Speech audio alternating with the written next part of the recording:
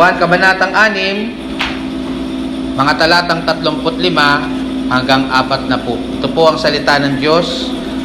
Sa kanila'y sinabi ni Jesus, "Ako ang tinapay ng kabuhayan. Ang lumalapit sa akin ay hindi magugutom, at ang sumasampalataya sa akin kailanmay hindi mauuhaw. Datapwat sinabi ko sa inyo na nakita ninyo ako at gayunmay hindi kayo nagsisampalataya. Ang lahat ng ibinigay sa akin ng Ama ay magsisilapit sa akin, at ang lumalapit sa akin sa anumang paraan ay hindi ko itataboy. Sapagkat bumaba ako mula sa langit, hindi upang gawin ko ang aking sariling kalooban, kundi ang kalooban na nagsugo sa akin. At ito ang kalooban na nagsugo sa akin, na sa lahat ng ibinigay niya sa akin ay huwag kong iwala ang anuman, kundi ibangon sa huling araw. Sapagkat ito ang kalooban ng aking Ama, ng bawat nakakita sa anak at sa kanya'y sumampalataya ay magkaroon ng walang hanggang buhay, at aking siyang ibabangon sa huling araw." Purihin po ang Diyos sa pagkabasa ng kanyang buhay at hindi nagkakamali ng mga salita. Makakaupo na po kayo, mga minamahal. So tayo po ay nakasa ikalawang bahagi na ng ating serye tungkol po sa sermon na may pamagat na si Jesus ang tinapay ng buhay. Si Jesus ang tinapay ng buhay. Yung mga talata po, mga minamahal, na atin pong binasa kanina ay pagpapatuloy po or continuation ng pagtuturo ng ating Panginoong Jesucristo tungkol po sa kanyang sarili bilang tinapay ng buhay habang sila po ay nasa lugar ng Capernaum, at doon sila nasa loob ng isang sinagoga. Gaya po ng ating pinag-aralan, mga kapatid, nung nakaraan, ito po ay sinabi niya sa mga Hudyong sumusunod sa kanya dahil po sa mga himalang nararanasan po at nakita po nila. So mga kapatid, naalala po ninyo last time na may maraming mga tao na po ang sumusunod sa ating Panginoong Hesus noong panahon pong ito. Pero gaya po ng nabanggit ko, mga kapatid, ito po ay hindi dahil sila'y nagmamahal at meron ng mataas na pagtingin sa ating Panginoong Jesucristo bilang kanilang Diyos, kundi ito lamang po ay dahil sila ay materyalosong tao. Sila po ay naghahangad ng marami pang mga himala upang sila ay mabusog at ma-provide ng kanilang mga pangangailangan. So, ngayon naman po, mga kapatid, gusto ko pong diinan sa aking pangangaral yung mga blessings at yung mga benepisyo na mararanasan po ng isang tao na lalapit po mayroon pong tunay na pananampalataya sa tinapay ng buhay na makikita po natin dito sa mga talata pong ating binasa. Mga kapatid, hindi naman po natin itinatanggi at minamasama bilang mga mananampalataya yung benepisyo ng mga temporal na tinapay na hinahabol-habol po ng mga Hudyo dito po sa narrative natin pong pinag-aaralan. Ito po, yung mga tinapay po na ito na hinahangad po nila ay nagbibigay naman po talaga ng sigla at sustansya sa kanila pong mga pangangatawan. Yung masarap po na lasa po ng mga tinapay po na ito ay nagdadala po ng satisfying experience sa mga nakakakain. At ito din po, mga kapatid, ay paraan para po sila'y makatipid ng pera. Lalo na po, ito po ay binibigay ng libre o walang bayad ng ating Panginoong Jesucristo. Gayon din naman po yung mga temporal na bagay na piniperso natin dito po sa sanlibutan. Yung trabaho po, mga kapatid, ay hindi masama sa sarili po niya. Yung trabaho po ay paraan ng Panginoon para po sustinahan ng ating mga pangangailangan at pangangailangan po ng ating pamilya. Yung pag-aaral po ng ating mga anak, yung pinag-aaral nyo yung inyong mga anak o sa mga nag-aaral po na naririto, ay iyan po ay magagamit nila na sandata, magagamit ninyo na sandata para sa inyong future. Para nga, pagka kayo tumanda na at kailangan nyo maghanap ng trabaho, meron kayong laban-laban at pwede kayong makipagsabayan sa mga tao na sa panahon po natin ngayon. Maging po yung mga salapi na iniipon po natin ay hindi rin po masama. In fact, magagamit din po natin ito sa oras po ng kagipitan. Sabi nga po ng kasabihan, kapag merong sinuksok, merong mahuhugot. So mga kapatid, hindi naman natin minamasama yung mga temporal na bagay bilang mga Kristiyano. Huwag niyo po akong may pagkamali.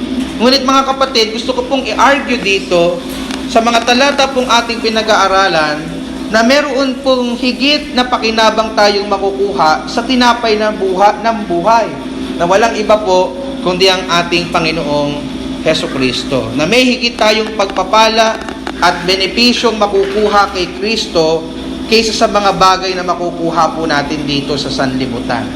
Therefore, kung gayon mga kapatid, ito po yung dapat nating mas pinag-uukulan ng pansin. Ito po yung dapat nating mas pinapursue sa buhay. Ito po yung dapat nating mas pinahahalagahan sa atin pong mga buhay. Bakit po natin yun nasabi mga kapatid? Ito po ay dahil sa mga pagpapala at benepisyo na ibinibigay po ng ating Panginoong Hesukristo na mas lalo pong higit na mahalaga at nagtatagal kaysa sa mga pagpapala, benepisyo na makukuha po natin sa sanglibutan. Sa mga talata pong ito, makikita natin, mga minamahal, yung 4 na pagpapala at benepisyo na ibinibigay po o makukuha po natin sa tinapay ng buhay o sa ating Panginoong Hesukristo. Yung una po, mga kapatid, na makikita natin na benepisyo at pagpapala ay ang tunay na kasiyahan. Ang tunay na kasiyahan. Kala po kasi ng mga tao kapag naging Kristiyano ka, boring na at hindi na masaya ang buhay. Pero kung titignan po natin, pag-aaralan mabuti, mga kapatid, hindi po boring ang pagiging Kristiyano. Hindi po ang pagiging Kristiyano parang monghe na wala ka ng buhay talaga. Dito po sa talatang ito makikita natin na ang pagiging tagasunod ni Kristo ang siyang nagdadala po talaga ng tunay na kaligayahan at tunay na kasiyahan, tunay na satisfaction sa buhay. Wala na pong iba. Tingnan niyo po yung banggit in verse 35. Ang sabi po diyan, John chapter 6 verse 35, sa kanila'y sinabi ni Jesus or sa mga Hudyo na sumusunod sa kanya dahil gusto makakuha ng mga iba pang mga himala. Ang sabi, ako ang tinapay ng kabuhayan, or sa ibang translation, ako ang tinapay ng buhay. Ang lumalapit sa akin ay hindi magugutom, at ang sumasampalataya sa akin kailanmay hindi mauuhaw.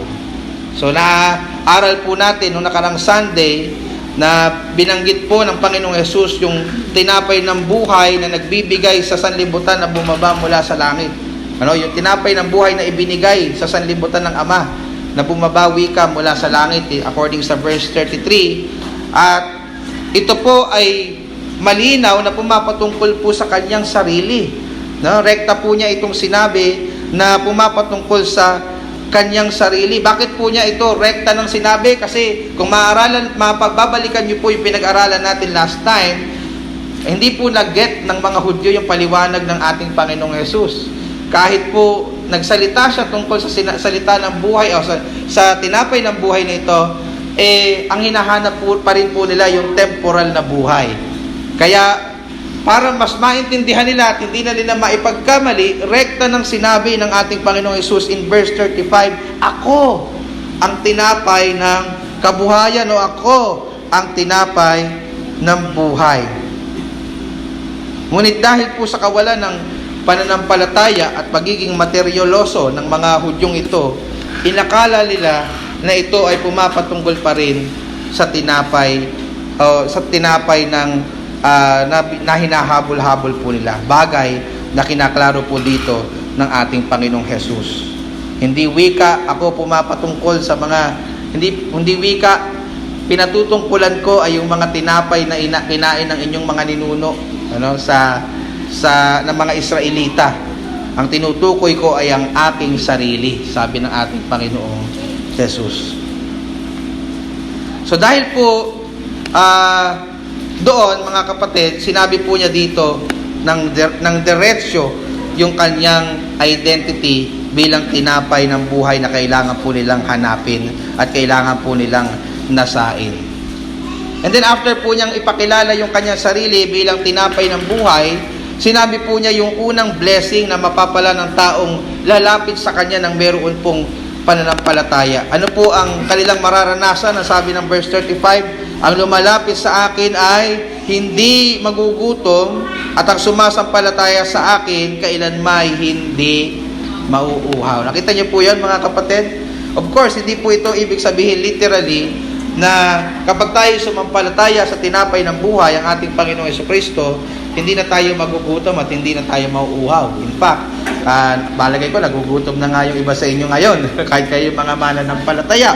Ang ibig sabihin lamang po dito ng ating Panginoong Jesus, yung mga taong lalapit po sa tinapay ng buhay, nang meron pong pananampalataya, sila daw po ay makakaranas ng complete spiritual satisfaction of life. Ibig sabihin, mararanasan nilang mabuo, mararanasan nilang magkaroon ng tunay na meaning ang buhay nila. Mararanasan po nilang mawala yung emptiness na nararanasan po nila. They will experience to be complete in Christ. Ito po ay sapagkat natagpuan na po nila ang pinakamahalaga at tunay na makapagsasatisfy sa kaluluwa po ng tao. At yan po, mga minamahal, ay walang iba kundi ang tinapay ng buhay, ang atin pong Panginoong Hesukristo. Ito po ang dahilan, mga kapatid, kung bakit nakukuha po ng isang mananampalatayang gaya natin na masiyahan pa rin po sa buhay. Kahit po siya ay naghihikahos. Kahit po siya ay nawalan ng mahalagang pag-aari. Kahit po siya ay nawalan ng trabaho. Kahit po siya ay nawalan ng mahal sa buhay. O kahit po siya ay wala ng pera o punong-puno ng karamdaman. Nagagawa pa rin po ng isang mananampalataya, ng isang taong lumapit at nakakilala sa tinapay ng buhay na masiyahan sa buhay. Bakit? Sapagkat ang kumukompleto sa buhay po niya at nagbibigay sa kanya ng kasiyahan ay hindi na po yung mga temporal na bagay. Ang nagbibigay po sa kanya ng kasiyahan at kakumpletuhan ay walang iba po kundi ang ating Panginoong Hesukristo. Mga kapatid, wala pong ibang makapagbibigay sa atin ng tunay na kasiyahan sa buhay kundi ang ating Panginoong Hesukristo. Do you agree? Naniniwala po ba kayo? Karanasan niyo po ba yon, mga kapatid? Na talagang kahit wala kayo ng karangyaan ng mundo, masaya na kayo, feeling nyo satisfied na kayo sa buhay, walang kulang sa inyo kasi nakita nyo na ang Panginoong Hesukristo. Kayo ay nakaranas na ng tinapay ng buhay. Wala po, mga kapatid, na makakapag-satisfy sa ating kaluluwa dito sa sanlibutan. Sabihin na natin ma-promote ka sa trabaho, magkaroon ka ng limpak-limpak na pera, magkaroon ka man ng lahat ng ari-arihang mahalaga dito sa sanlibutan, maging maganda man po ang love life mo. Kung wala sa buhay mo si Kristo, meaning hindi ka sumasampalataya sa Kanya at hindi siya ang pinakamahalaga sa buhay mo, mag-e-end up ka pa din ng empty, meaningless, and unsatisfied. Yan po yung katotohanan, mga kapatid.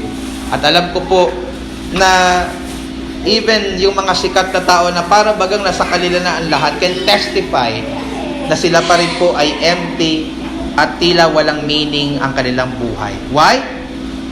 Hinanap po nila ito sa mga temporal na bagay ng sanlibutan. Kasikatan, pera, at kung ano-ano pa. While ang ating puso ay dinisenyo lamang ng Diyos na makahanap ng tunay na satisfaction at kasiyahan sa anak ng Diyos, sa ating Panginoong Hesukristo. Unfortunately, hindi pa rin po ito naunawaan ng mga Hudyong kausap ng ating Panginoong Jesus. At gaya po ng mga una nating pinag-aralan, their problem is not intellectual. Hindi dahil boblak sila. Hindi dahil hindi nila naintindihan ang turo ng ating Panginoong Jesus. Their problem is spiritual. Their problem is their unbelief. Hindi sa hindi nila naintindihan, kundi ayaw lang talaga nilang paniwalaan. Tingnan niyo po yung banggit in verse 36. Datapwat sinabi ko sa inyo, sabi ron, na nakita ninyo ako at gayon may hindi kayo nagsisampalataya. Marami po sa atin dito, naiintindihan naman po yung ibig kong sabihin eh. No, may malabo po ba sa sinabi ko? Na yung buhay natin, mga minamahal, walang kwenta, walang kabuluhan, patuloy tayong makakaranas ng emptiness kapag patuloy natin itong ginugol sa mga bagay ng sanlibutan. Kapag hinanap natin ang ating identity sa mga bagay ng sanlibutan. At ang tanging makapagbibigay lang sa atin ng tunay na kasiyahan ay ang ating relasyon kay Kristo.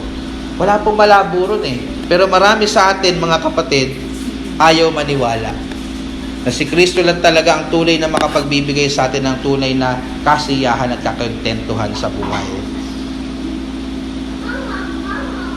Alam niyo po ang problema niyo, mga kapatid, hindi naman sa hintayin hindi niyo naiintindihan.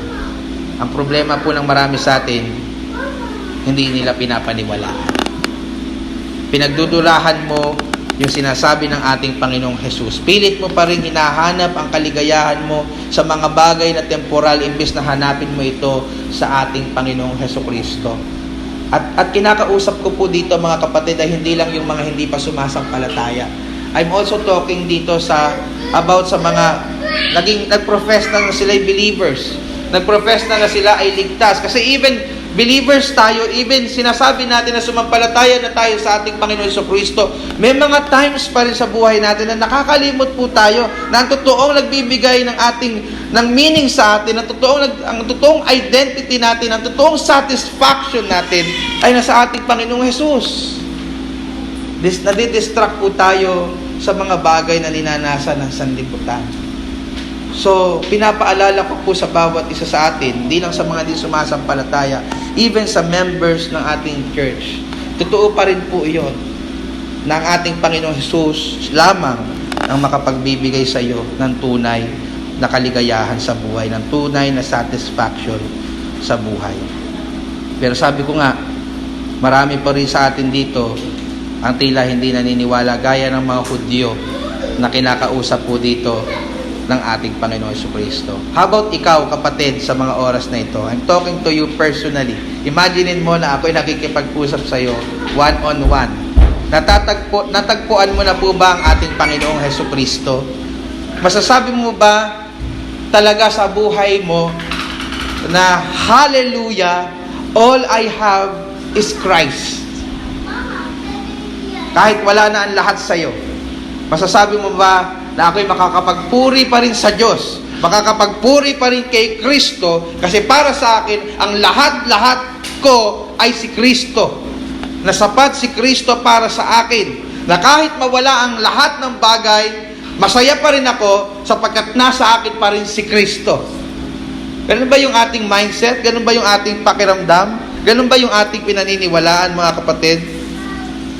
Kahit wala ka ng trabaho, kahit wala ka ng love life, kahit wala kang iPhone, kahit wala kang pera, masasabi mo ba along with the prophet Habakkuk, bagamat di namumunga ang puno ng igos at hindi namumunga ang mga ubas, kahit naman lata ang pamumunga ng ulibo at walang anihin sa mga bukirin, kahit na mamatay lahat ng mga tupa, mawala ang mga baka sa kulungan, magagalak pa rin ako at magsasaya dahil si Yahweh ang Diyos na magliligtas sa akin. Can you relate? I mean, honestly, can you relate with this prophet? No? Kahit mawala na ang lahat, magagawa ko pa rin magpuri, magalak sa Panginoon, sapagkat ang lahat-lahat sa akin ay ang Panginoon. Mga kapatid, hindi po lahat ng tao may kakayanang maging masaya at makontento kahit sa panahon po ng kalungkutan, paghihikahos at karamdaman. Hindi po lahat ng tao. Tanging ang mga tao lamang na lumalapit ng may pananampalataya sa tinapay ng buhay ang maaaring makaranas po nito. So yan po yung unang benepisyo ng paglapit ng may pananampalataya kay Jesus, ang tinapay ng buhay. Ikaw ay makakaranas ng tunay na kasiyahan. Pangalawa po na mararanasan mo ay ang tunay na pagtanggap. tunay na pagtanggap. Pasinin niyo po yung verse 37, mga kapatid. Ang sabi doon, ang lahat ng ibinigay sa akin ng Ama ay magsisilapit sa akin, at ang lumalapit sa akin sa anumang paraan ay hindi ko itataboy. Napakasarap na panghawakan na salita ng ating Panginoong Hesukristo. Ito po yung napakagandang pangako mula sa ating tagapagligtas, mga kapatid. Kung ikaw ay lalapit lamang sa Kanya ng may tunay na pananampalataya sa Kanyang ginawang sakripisyo sa krus ng Kalbaryo, para ikaw ay malinis sa lahat ng iyong karumihan at mga kasalanan, kung paniniwalaan mo lang na siya'y tunay na nabuhay muli noong ikatlong araw, hindi ka daw niya itataboy ng ating Panginoong Hesukristo. Wala akong pake kung ilang tao na ang niloko mo. Wala akong pake kung gaano nakarami ang ninakaw mo. Wala akong pake kung gaano kasalimuot, karumi at karimari-mari mong mga pinagdaanan mo. Ang sabi ng Panginoong Hesus dito, ang lumalapit sa akin sa anumang paraan na hindi ko itataboy. Hindi niya sinabi, lumapit kayo yung mga mababait lang yung mga nagsisimba lang lagi yung mga relihiyoso lang, hindi. Sabi niya, lumapit sa akin ang lumalapit sa akin sa anong paraan, hindi ko itataboy. For God so loved the world that He gave His only begotten Son, that whosoever, sino man, whosoever believeth on Him shall not perish but have everlasting life. Kaya ganun na lamang po ang paanyaya sa isang awit natin dito sa church. Ang sabi, come, bitter and broken. Come with fears unspoken. Come, taste of His perfect love. Oh, come, guilty and hiding ones. There's no need to run. See what your God has done. Christ is born. Christ is born. Christ is born for you. He's the Lamb who was given, is slain for our pardon. His promise is peace for those who believe. Mga kapatid, lumapit tayo sa tinapay ng buhay. Inaanyayahan po niya tayong lumapit sa Kanya, at ang pangako niya, hindi tayo niya itataboy. My dear brethren, I want to encourage you to come to the bread of life. Lumapit ka sa tinapay ng buhay, maging sino ka man, at umasa ka sa Kanyang pagyakap. Naalala niyo inawit natin kanina, niyakap mo ako sa aking karumihan. Imagine niyo kung yayakapin lang ng Diyos yung mga taong malilinis. Walang qualified. Pero salamat ang Diyos, hindi niya tayo pinandirihan. Niyakap niya tayo sa kabila ng ating pagiging marumi at mabaho at hindi karapat-dapat. What a great comfort, mga kapatid, sa isang mundo na punong-puno ng rejections.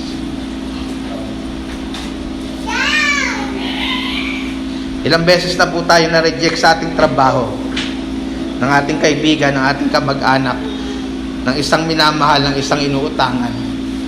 Nasakit po, di po ba? Lalo na yung mga kamag-anak mo na inaasahan mo, natutulong sa iyo sa oras ng kagipitan. Tapos nireject tayo. But not so with our Lord Jesus Christ. If you will just come to Him, kung lalapit ka lang sa Kanya ng merong totoong pananampalataya at pagsisisi, hindi ka niya itataboy. Hindi ka niya itataboy. Na kung ikaw naman ay sumampalataya na wala ka pa rin pong maipagmamalaki sa harapan ng ating Panginoon Diyos, na para bang sasabihin mo, mas mahusay ako magdesisyon at mas matalino ako kaysa sa katabi kong hindi sumasampalataya. Sapagkat, mga kapatid, yung inyong paglapit ng may pananampalataya, iyan lang din po ay gawa ng Diyos sa iyong buhay. Kaloob lang po yan ng Diyos sa iyong buhay. Sinabi din ng Panginoong Hesus in verse 37, bakit po may mga taong nakalalapit sa Kanya ng may pananampalataya? Ang dahilan daw po, mga kapatid, ayon sa Panginoong Hesus, ay sapagkat, tingnan niyo po sa verse 37, ang lahat ng ibinigay sa akin ng Ama ay magsisilapit sa akin. Ano yung cause? Kasi binigay pala ng Ama ang mga taong itong sumasampalataya sa Panginoong Hesus. Sa makatuwid, mga kapatid, kaya lang pala may nakalalapit sa Panginoong Hesus ng may pananampalataya ay dahil sila ay binigay ng Diyos Ama gaya ng isang regalo sa ating Panginoong Hesukristo. Sapagkat sa sarili nating kakayanan at kagustuhan, mga kapatid, hindi tayo lalapit sa ating Panginoong Hesus. Balikan niyo po yung inyong mga nakaraan. May interest po ba kayo na makinig ng salita ng Diyos? May interest po ba kayo sa Diyos? Nabubuhay po ba kayo para sa Diyos? Di ba? Hindi naman. Anyari ngayon. Di ba? Anyari ngayon na nagtsatsaga ka naririto at nakikinig ng salita ng Diyos. Ibig sabihin, may binago ang Diyos sa iyo. Ibinigay ka ng Diyos sa ating Panginoong Hesukristo. Binigyan ka niya ng kakayanan at kagustuhan upang ikaw ay makalapit sa ating Panginoong Hesukristo ng may pananampalataya.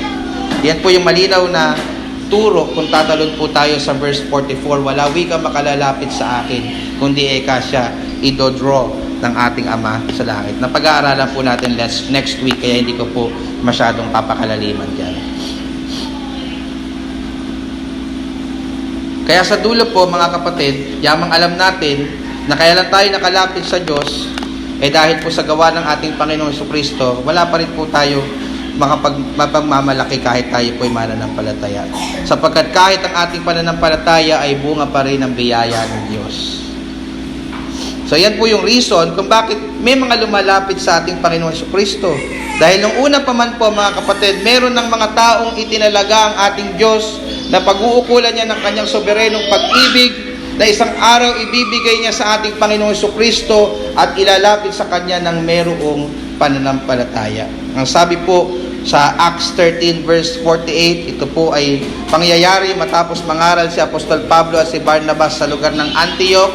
Ang sabi po doon, and I quote, "And when the Gentiles heard this, they began rejoicing and glorifying the word of the Lord, and as many as were appointed to eternal life believe." Sino daw yung sumampalataya? Yung mga itinalaga na sa buhay na walang hanggan. So meron ng mga tinalaga, meron ng mga pinili, at sila po ay isang araw sumampalataya nung narinig ang Ebanghelyo. In the same manner, sa talatang ating pinag-aaralan, ang mga taong lumapit sa Panginoong Hesus ng may pananampalataya ay yung mga taong itinalaga na ng Ama, buhat pa ng lalangin ng sanlibutan. Sila po yung mga taong ibinigay ng Diyos kay Kristo Jesus. So hindi po natin sila kilala, mga kapatid. That's why pinapangaral po natin ang Ebanghelyo sa lahat ng tao. Wala tayong pinipili. Makikilala lang po natin kung sila itinalaga sa buhay na walang hanggan sa oras na sila'y lumapit sa tinapay ng buhay. Sa oras na sila'y lumapit sa ating Panginoong Hesukristo. Ang sabi ulit ng talata, ang lahat ng binigay sa akin ng Ama ay magsisilapit sa akin. Yun lang yung tanging marka, mga kapatid. Yun lang yung tanging marka. Sa makatuwid, mga kapatid, hindi ka makakaranas ng rejection sa ating Panginoong Hesus dahil sa simula't simula pa, itinalaga ka na ng Diyos para lumapit sa Kanya at maligtas. Kaya naman po, mga kapatid, makakasigurado po tayo, kung ikaw ay sasampalataya, hindi ka itataboy ng ating Panginoong Hesukristo. Ikaw ay Kanyang ililigtas. And this is an encouragement sa atin, mga kapatid, even sa mga mananampalataya na nadi-discourage sa buhay dahil sa dami ng rejections na nangyayari po sa atin. Maaring may nilapitan kang kaibigan o mauutangan tapos nireject ka. Maaring ikaw ay empleyado tapos nireject ka ng kumpanyang pinagtatrabahuhan mo. Maaring ikaw ay naliligaw pero nireject ka ng nililigawan mo. Ano mang klaseng rejection yung naranasan mo, lakasan mo ang iyong loob kung ikaw ay mananampalataya. Sabagkat nireject ka man ng lahat, si Kristo, hindi ka nire-reject. Tinanggap ka niya ng buong buo, maging sino ka man. Yan ang tunay na pag-ibig, mga kapatid. At sa dulo, mga kapatid, yung acceptance lang ng ating Panginoong Hesukristo ang pinakamahalaga. No matter kung anong rejection yung naranasan mo sa sanlibutan, sa dulo, what really matters, tinanggap ka ni Jesus. Yun lang. No? Itinanggap ka ni Jesus. So be encouraged, mga kapatid. So that's the second blessing na paglapit sa bread of life. Mararanasan mo ang tunay na pagtanggap. Thirdly, mararanasan mo ang tunay na pag-iingat. Tunay na pag-iingat. Ang sabi po, nakuha po natin yan, verses 38 to 39. Ang sabi po ng Panginoong Jesus, in verse 38, sapagkat bumaba akong mula sa langit, hindi upang gawin ko ang aking sariling kalooban, kundi ang kalooban ng nagsugo sa akin. Na hindi po ibig sabihin nito na may kontrahan po sa kalooban ng Diyos Ama at ng Diyos Ama at Anak. Kasi may parang sa unang basa, ganun yung ating no? Na parang bagang ginagawa lang ng Panginoong Yesus ang kalooban ng Ama kahit labag sa kalooban niya. No, hindi naman ako nagpunta dito para gawin yung gusto ko kundi gusto ng Ama. Parang ganun yung unang basa. Hindi po ganun ang ibig sabihin nun, mga kapatid. Kasi kukontra na po ito sa mga nauna po nating pinag-aralan sa Aklat ng Juan. Halimbawa sa John 4 verse 34, kung saan sinabi sa kanila ni Jesus, ang pagkain ko'y ang tuparin ng kalooban na nagsugo sa akin at tapusin ang pinapagawa niya sa akin. So dito po makikita po natin na ang kalooban po ng Ama ay kaparehas lang po ng kalooban ng Anak, sapagkat ito din po ang nagbibigay ng kasiyahan sa Kanya na gaya po ng isang pagkain. In chapter 5 verse 19, ganito naman po ang banggit. Kaya sinabi sa kanila ni Jesus, pakatandaan ninyo na walang magagawa ang Anak sa Kanyang sarili lamang. Ang nakikita niyang ginagawa ng Ama, ang siya lamang niyang ginagawa. Ang ginagawa ng Ama ay siya ring ginagawa ng Anak. So gaya po na napag-aralan natin nung nakaraan, nung pinag-aralan po natin itong verse na ito, ang kalooban po ng Ama ay hindi kontra sa kalooban ng Anak. Wala pong kontrahan sa tatlong persona ng Banal na Trinidad. Kung gayon, bakit po ganito ang pananalita ng ating Panginoong Yesus in verse 38? Ito po ay sapagkat gusto lamang pong iparealize ng ating Panginoong Yesus sa mga Hudyong kausap po niya na ang pagkontra sa mga sinasabi niya ay pagkontra din sa Diyos Ama na kinikilala po nila at pinapaniwalaan po nila. So now, ano po ang kalooban ng Ama, mga kapatid, ayon po sa verse 39, na dapat po nilang paniwalaan. Nasabi po doon, at ito ang kalooban na nagsusugo sa akin, na sa lahat ng ibinigay niya sa akin ay huwag kong iwala ang anuman, kundi ibangon sa huling araw. Ito po'y napakalinaw na talata na sinasalita mismo ng ating Panginoong Jesucristo. Kaya hindi po tayo naniniwala na nawawala yung kaligtasan ng isang tunay na sumasampalataya sa Kanya. Bakit? Ito po ay sapagkat ultimately, ang nag-iingat ng ating kaligtasan ay hindi tayo. So, bagamat responsible tayo, mga kapatid, na mamuhay sa pananampalataya, na disiplinahin ang ating sarili. Ano po? Pero po ultimately, ang nag-iingat po ng ating kaligtasan ay ang ating Panginoong Jesucristo. Ang makapangyarihang Diyos na walang iba kundi ang ating Panginoong Jesucristo. In fact, in chapter 10 verses 27 to 29, kung tatalon po kayo doon, kasama pong nag-iingat ng ating Panginoong Jesucristo ang Ama natin sa langit. Tingnan niyo po ang sabi, John 10, 27 to 29, dinirinig ng aking mga tupa ang aking tinig, at sila'y aking nakikilala, at sila'y nagsisisunod sa akin, at sila'y binibigyan ko ng walang hanggang buhay, at kailanmay hindi sila malilipol, at hindi sila aagawin ng sino man sa aking kamay. Sabi ng Panginoon Jesus.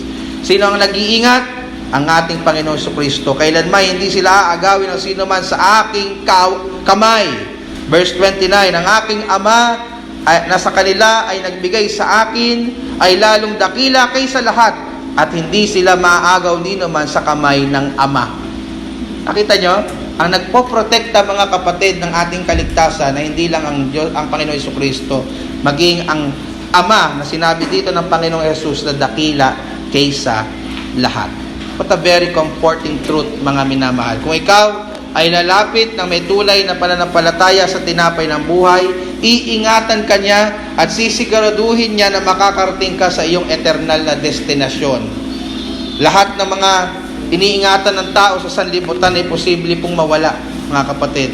Yung pera mo, na pagkarami-rami, pwedeng mawala.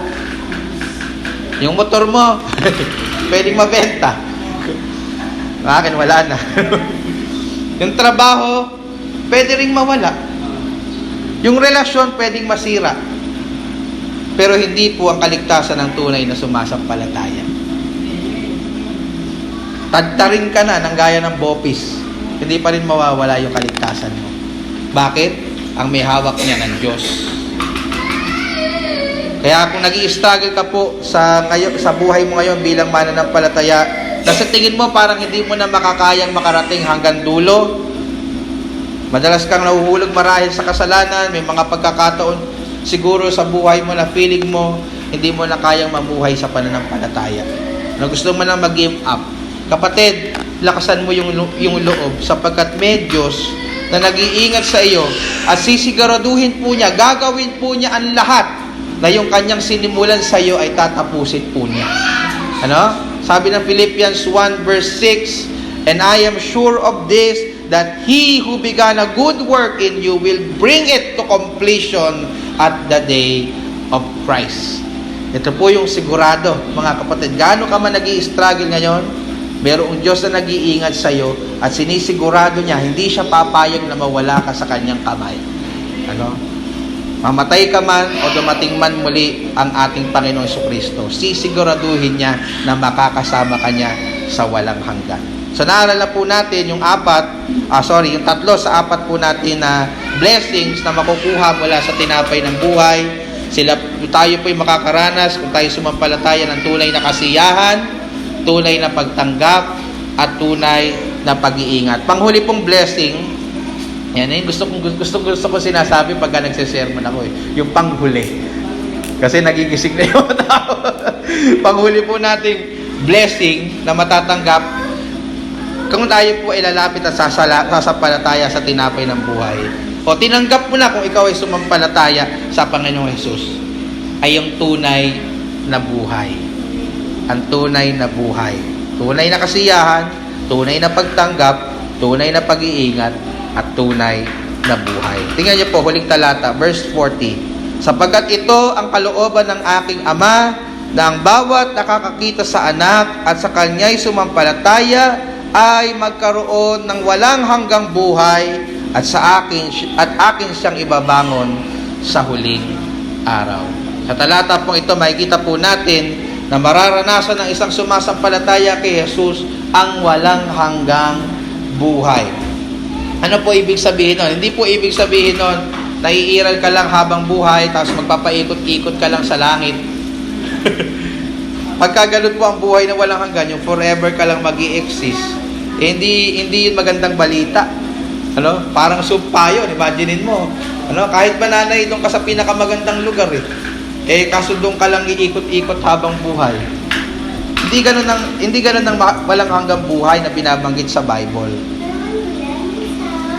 Maganda po yung banggit dito ni Eric Raymond tungkol sa eternal life sa isa pong article na isinulat niya sa gospelcoalition.org. Pakinggan niyo po, sabi, "Eternal life is not simply the quantity." When we say quantity, how long? But also the quality of the life. When we say quality of life, how good? So when we talk about eternal life, hindi lang po natin pinag-uusapan yung haba ng ating pag-iral. Pinag-uusapan po natin dyan yung ganda ng ating magiging buhay kay Kristo. The happiness, satisfaction, freedom, confidence, comfort, and humility that come to the believer are the beams that radiate from the center of the gospel.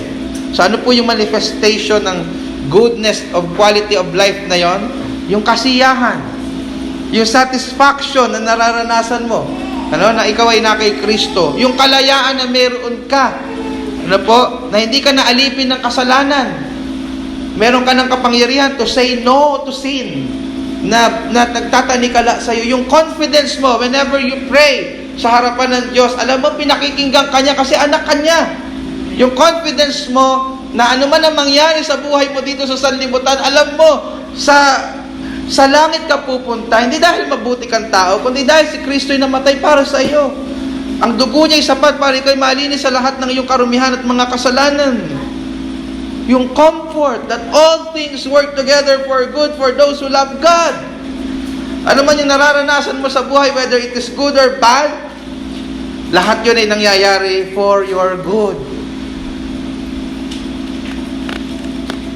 Ilan lang po ito sa tila liwanag na nagmumula sa Ebanghelyo na nararanasan po natin. Mga kapatid, meron ka ng buhay na walang hanggan ngayon. Hindi mo kailangang maghintay na mamatay para maranasan mo yung buhay na walang hanggan. Yung sinasabi po ditong quality of life, yung good life na meron ka kay Christ, ay nararanasan na po ngayon ng isang mananampalataya. Tingnan mo lang yung katabi mo ngayon. Marami pinagdadaanan niya sa buhay eh. Halata ba? No, yung pastor niyo, marami din pinagdadaanan sa buhay. Halata ba? Hindi ba halata? Bakit? Dahil ba magaling ako magdala ng problema? I don't think so. Kung ako lang, matagal na po akong bumigay. No? Pero dahil kay Kristo na nagsasatisfy sa atin, nakakapagpatuloy tayo ng masaya. Nakakapagpatuloy tayo ng may katatagan. Nakakapagpatuloy tayo ng may pag-asa. Bakit? Dahil sa eternal life na inimpart sa atin ni Jesus Christ through faith in Him. This sight and warmth we feel as Christians is what I mean by quality of life. Sabi po ni Eric Raymond. It is this that colors in our concept of duration of life. It is real life indeed, and it lasts forever. Mga kapatid, mararanasan mong totoong mabuhay. I mean, hindi lang yung umiiral ka na paulit-ulit lang na routine ng walang kabuhay-buhay yung buhay mo, meaningless, walang direction, empty. Mararanasan mo na mawala yung mga iyon kung ikaw ay na kay Kristo. Na mamumuhay ka na may iba ng kulay ang buhay mo. Mararanasan mo ang totoong mabuhay kay Kristo. Sapagkat ibinibigay niya yung eternal life sa mga taong lumalapit sa Kanya. Ito po yung tunay na buhay, mga minamahal, na gusto kong maranasan ng bawat isa sa atin. Marami kasi dito na bobore. Ano? Ayoko naman yung gospel na yun. Papakinabangan ko pa yan sa future. Pag namatay ako, ang kailangan ko yung ngayon. No! Ang gospel ay hindi lang pang future. Ito rin po yung may kinalaman sa buhay mo ngayon. Ang buhay na meron ka sa sanlibutan ito ay hindi buhay na nais ng Diyos sa iyong buhay. Nais niya na ikaw ay makaranas ng buhay na walang hanggan. Buhay na lulubusin ng Panginoon sa huling araw sa Kanyang muling pagparito. Kung saan ang iyong katawang mamamatay ay ibabangon niya mula sa libingan. Mag-iisang muli ang iyong katawan sa langit, ang iyong katawan sa lupa, at ikaw ay maninirahan sa isang bagong langit at bagong lupa. Kung saan mararanasan mo ang isang mundo, isang buhay na wala ng kahit anong epekto ng kasalanan, makakasama mo na ang Panginoon mong Diyos ng walang hanggan. Hanggang maranasan mo ang fullness ng kasiyahan kong ito. Mga kapatid, hanggang kailan ka magkakasya? Tanong ko lang sa iyo. Hanggang kailan ka magkakasya sa panandaliang kaligayahang ibinibigay ng bisyo? Hanggang kailan ka magkakasya sa panandaliang kaligayahang binibigay ng kasalanan at mga temporal na bagay? Bakit hindi ka lumapit sa tinapay ng buhay na nagbibigay sa iyo ng tunay na buhay? Buhay na walang hanggan, buhay na ganap at kasiyasiya. Mga kapatid, narinig po ninyo yung mga benepisyo at mga pagpapalang ibinibigay ng tinapay ng buhay. Ito yung buhay na ino-offer sa iyo ng ating Panginoon Jesucristo kung ikaw ay sasampalataya lamang sa Kanya. Ang tanong ko sa iyo, why settle for less? Bakit ka magkakasya sa pagkain na makakain mo sa parisan? Kung ino-offeran ka na kumain sa eat all you can, sa Vikings, no? Bilang Chororicos, Vikings. Bakit ka magkakasyang maligo sa batya? Kung ino-offeran kang maligo, binibigay sa iyo ang buong karagatan. Bakit ka magtsatsaga sa tinapay ng sanlibutan na nauubos, nabubulok at nasisira? Kung ibinibigay sa iyo ang tinapay ng buhay na pangwalang hanggan at nagbibigay sa iyo ng tunay na buhay at tunay na benepisyo na pangwalang hanggan. Bakit ka hindi lumapit ngayon sa tinapay ng buhay na kayang magbigay sa iyo ng tunay na kasiyahan, tunay na pagtanggap, tunay na pag-iingat, at tunay na buhay? Kung ikaw naman ay lumapit na kay Kristo at isang mananampalataya na ngayon, pinapaalala sa iyo ng Panginoon ng salita ng Diyos na ito po ay bagay na tinanggap mo na mula kay Kristo. I-focus mo yung iyong mga mata sa mga ito at hindi sa mga temporal na bagay at sitwasyon mo ngayon sa buhay. Ano man po ang pinagdadaanan mo ngayon, may dahilan ka para magalak at magpuri sa Diyos. Sapagkat dahil po sa tinapay ng buhay, meron ka ng lahat ng bagay na pangangailangan mo, na pangwalang hanggan. Purihin po ang ating